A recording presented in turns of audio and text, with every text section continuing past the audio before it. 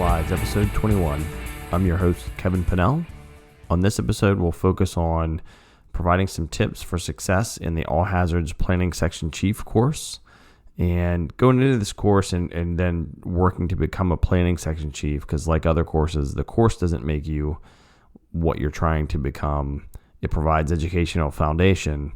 I'm reminded of two kind of key quotes, and there's plenty of other ones about planning. And this is as a planning section chief and an instructor and just a team member, really resonated with me. One is from what I found attributed to Anderson Cooper from CNN, is hope is not a plan, right? That's a great quote, right? We can't hope something happens or that we all work together well, or gee whiz, we hope we communicate well.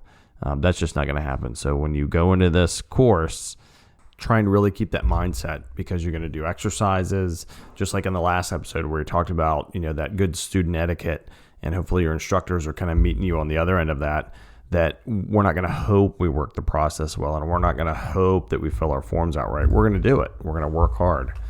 The other quote I really love, which is attributed to a great planner, and he would certainly rock the house as a planning section chief, I think, is Dwight Eisenhower's "Plans are worthless, but planning is everything." I think I've touched on this in previous episodes, particularly the resource unit leader and some other stuff. But the paper that we use, the documents we make, are valuable from the standpoint that it's a product that represents the team. And more importantly, it's something that people in the field can hold in their hands and know, how do I talk on the radio? Who's my boss? Where do I go on this map, right? But the value, the real, power of the process is what drives that document, right? So, and really knowing once we print that thing out, it's wrong. So if we know that and we accept it, and we knew that we worked very well together, we knew that we communicated, we worked the process, we just did our best together following that process and working well as teammates, then the document can change a little bit, but we already know what's going on because we've been hand in hand the whole time. And again, this is a planning section chief course focus episode, but imagine that as a project manager if you're still with us. I know we go kind of back and forth, but same thing for a project, right? You get handed a project, you kick it off, or even before that, you're doing some discovery work, a level of effort. You're going to start from the bare bones of a project through we're executing it, through getting those lessons learned, through closing it out, and you're going to know it. And yes, there'll be some documentation, but the value is your interactions with all the people. Same thing, and even, and equally for a planning section chief.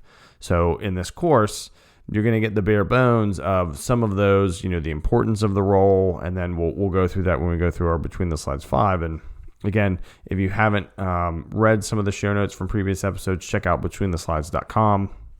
Also share some resources on some good reads, some good listens, some health supplements and things that I take. Try and stay active. I'm 45, so try and keep these creaky bones active. So check that out, though. I've got all the episodes listed, links to those, hosted by Blueberry. So thanks to them as well for hosting the episodes. So really, for me, this course, let's talking about the why, how, what model. So why are we sharing this course? I'm sharing it in particular because I'm a planning section chief on All Hazards Incident Management team. I think it's critical. What you'll learn as a planning section chief will help you in many other aspects. You don't have to be assigned on an incident management team. You can just learn those. And we've touched on in previous episodes those foundational four, and we'll touch on one of those now. And it really kind of scared me when I looked through, again, the course review to record this episode. But those objectives, the organization, the resources, and communication are key. So, my why for this episode is to enable future planning section chiefs to be as successful as possible so that they can help foster success. And this sounds, pretty high tech there, but foster the success of the teams to ultimately save lives, right? Because that's when we save lives preventatively or reactively. And you look at a bunch of after action reports from various, different incidents or even special events where something went wrong. And that's a big part of it, is people didn't plan together. They didn't follow a process. They didn't follow the standard. Not just to say they checked the box, but following the standard makes a big difference. And it really helps because it works. And I will attest to that. till I'm long gone in this world and even thereafter. Maybe we'll run a planning cycle when we get to the other side if something's not going well to kind of close the loop on how things are going. So let's jump into this.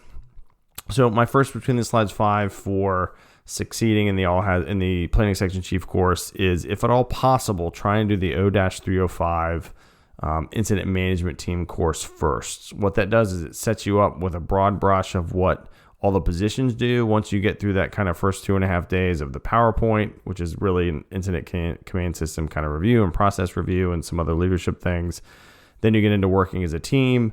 Hopefully you could have been assigned as a plans chief, and that kind of gave you the bug to want to actually be credentialed in it. If not, that's cool. But the opportunity is you get a big picture of what the team's doing, how people may interact with each other, what works, what doesn't. Because again, as a planning section chief, you're the game show host of the process. You're going to work people through it.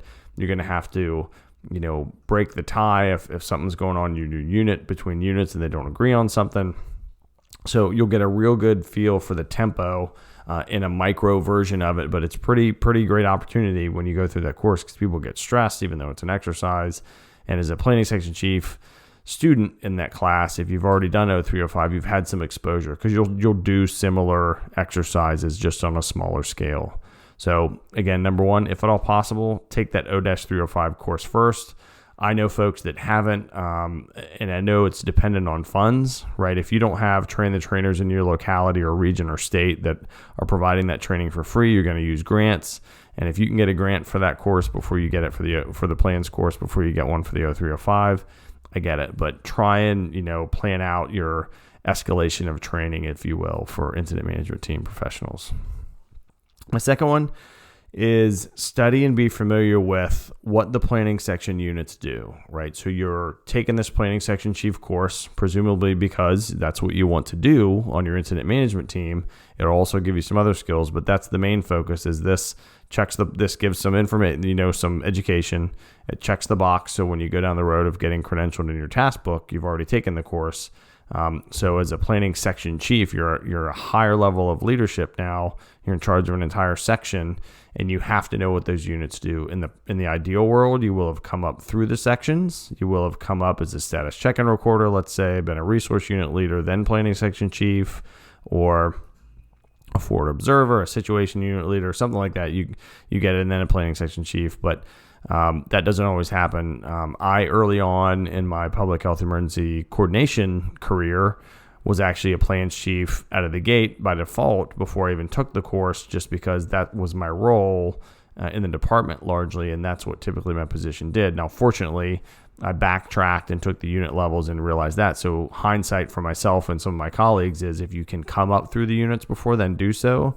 But before you hit this class, before you get to the planning section chief course, you need to know, what does a situation unit do? What does a resource unit do? What does demobilization unit do? And what does documentation unit do? Because now you are the leader of that section and of all those units. So you need to know how to use your resources. How can I support the resource unit in how they're trying to set up check-in and accountability? How can I support the situation unit in all the technology they might need for maps or GIS, or how they want to do situation reports? What resources do I need for documentation unit, as they're going to be tracking and gathering documents throughout, and when we have that leave behind whole package of documents for whoever the owner of this incident or event is. Demobilization, how are they going to work hand in hand with operations and resource and make sure we have a smooth outflow and we do a legitimate demob? So you need to have that picture and then be able to help folks get unstuck when they that are in units. So you don't have to be an expert in that, but you need to have a good idea of it. So as you're learning in this course, that you can, again, be an asset in both the exercises there and then when you get to the real world. So again, don't need to be that expert yet, but need to have an idea of what your units are going to do when you're going into the class, and you'll get more practice in each, and they'll review those in the course. Between the slides 5, number 3, study and know the planning P well. By now, if you've done the progression of courses, you will have seen the planning P quite a few times, actually, right? So we've seen a flash of it maybe in 100, more exposure to the process in 200 for sure, in 300, absolutely in O-305, and it's everywhere. Google it. Planning P. There's no reason you can't have one ahead of time. If you're an instructor out there, make sure your students have access to that. One thing I've found that's great is, whether it's Dropbox or some other product, there's no, I don't get endorsements from them yet. But so something that you can file share and go electronic, right? So I haven't in recent times or seen with other instructors I've taught with, given out those giant binders you get when you go to the Emergency Management Institute, and that's great. It's much easier to handle and move around to electronic files. So you should have access to the Planning P. But this goes along with, you are the keeper of the process. You're facilitating everyone getting through from boom, initial incident happens, or okay, here's the date of the event. Let's plan backwards. Working up the leg of the P and everything else in between, right? So your whole job, or not your whole, a large percentage of it is get everyone through that, including from incident commander on down to the boots on the ground and every other position, visitor, agency administrator, whoever else shows up. You're going to have to be able to explain to them where you are in the process and what's next. So what is next? Shameless plug, betweenthe.slides.com. It's where you can get show notes at PSC to PMP on the Instagrams, get some show announcements, and I will share exercises I do, other kind of things, pretty pictures, etc. But that's really the two places I am a lot. Facebook, PSC to PMP, and blog a little bit on the Between the Slides, as I mentioned, .com. Also some resources, some templates there. We'll get more templates and stuff up there.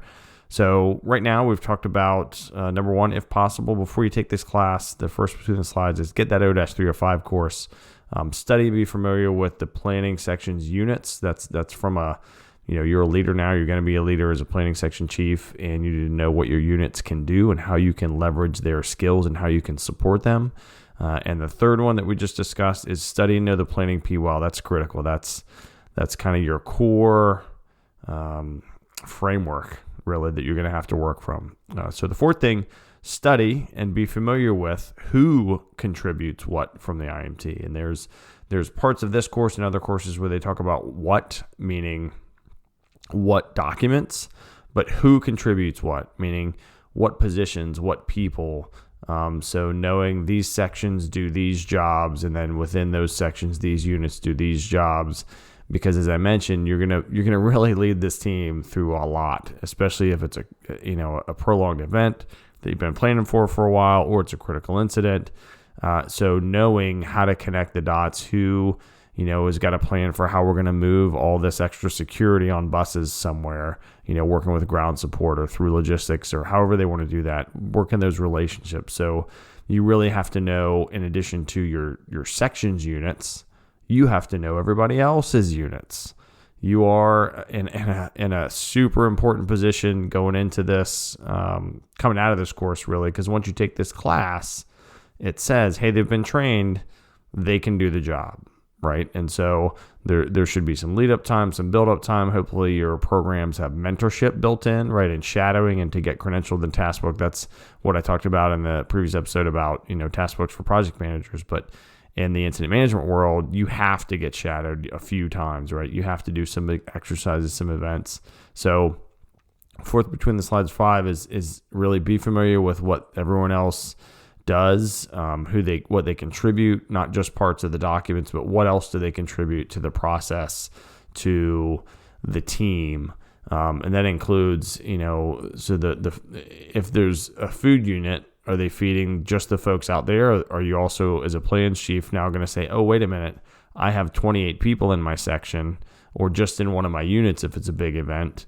How am I going to get them fed? So again, knowing who your connections are. So really go back and make sure before you go into this plans chief course that you know what the units are in the entire incident command system org structure.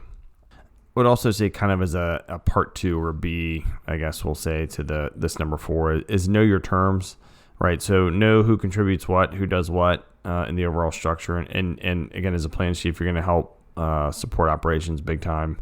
So know what a group is, or a strike team, and all that kind of stuff, just as an addition there. So number 5, and this is honestly, a great surprise when I reviewed for this podcast when I was doing some prep. I always, when it's a course-focused podcast, review the course objectives or different units and things. And so looking in Unit 1, 1-9 from the All Hazards Planning Section Chief Course Materials, there's a great quote that says, "The fundamentals of the job are the same regardless of incident type." So I'm going to repeat that. The fundamentals of the job are the same regardless of incident type. This has been proven not just by experiences I've had or my friends, my colleagues, my teammates, folks we've gone to help, but it's documented in some of those after action reports I mentioned with big disasters, after action reports from shooters. The fundamentals are the same. And the fundamentals boil down to, frankly, objectives, organization, resources, communication.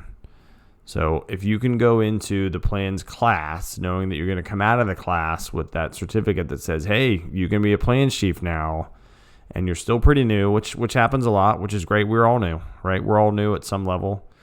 But you can go out and know for sure, okay, if I can just help us get a handle and get together and figure out what are we doing here, what's going on. Okay, let's try and get some sort of objectives together.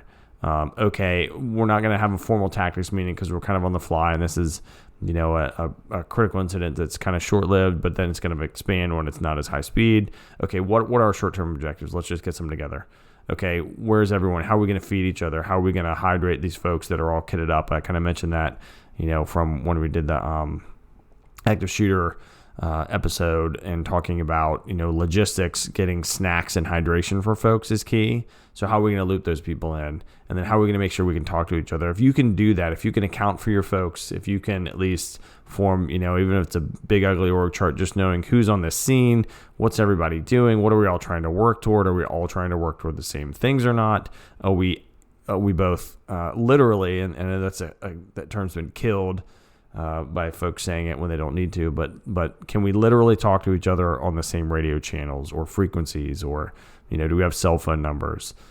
Do we need more stuff, resources? Do we need a vehicle? Do we need space? If you can do those things, you can be a plans chief, right? The forms that we put them on, did we check every box going up the leg of the P or around the operations O at the top?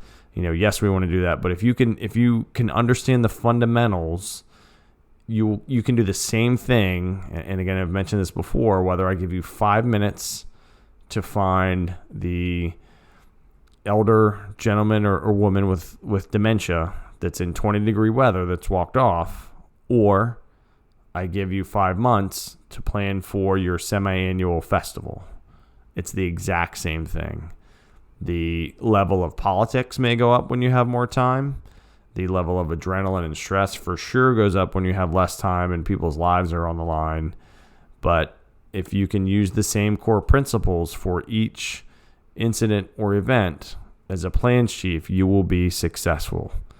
And you will fail along the way, you'll succeed along the way. And I say that from personal experience where I let my own ego, and I mentioned that last episode, get in the way of, we got to stick to the process and this and that. Is you'll develop your own comfort level of flexibility. You'll work with your teammates, your bosses, your friends, etc. But just come back to the core. Come back to the core fundamentals of what a planning section chief does and what the basic process is. And they are the same. That's probably the best quote I've seen in really any incident command system or incident management course that I've taken, is to remember the fundamentals of the job are the same regardless of incident type. So couldn't say it any better. So honestly, I just quoted it. It'll be in the show notes as well and on iTunes. So that's the 5 that I think are pretty helpful to get your mindset ready before the course. So let's review them again. If possible, do the O-305 All Hazard Incident Management course before you take this plans chief course. It'll give you a good wide view of how things can go well, how they can't go well, human dynamics, that kind of stuff. Study and be familiar with what the planning sections units do. That's the second one, I think. And study and know the planning P very well is the third one. The fourth one, study and be familiar with who contributes what from the incident management team. So who does what jobs, who shouldn't do what jobs, right? Sometimes there's people not staying in their lane. And then again, I know I've said it a few times, but remember, ultimately, if the fundamentals are the same, it doesn't matter what problem I give you. And you'll see that when you get more reps getting people through the process, when you go through the process. If you can identify issues, make objectives, put some sort of org chart together, get stuff and people, and talk to each other, great. You're going to solve the problem.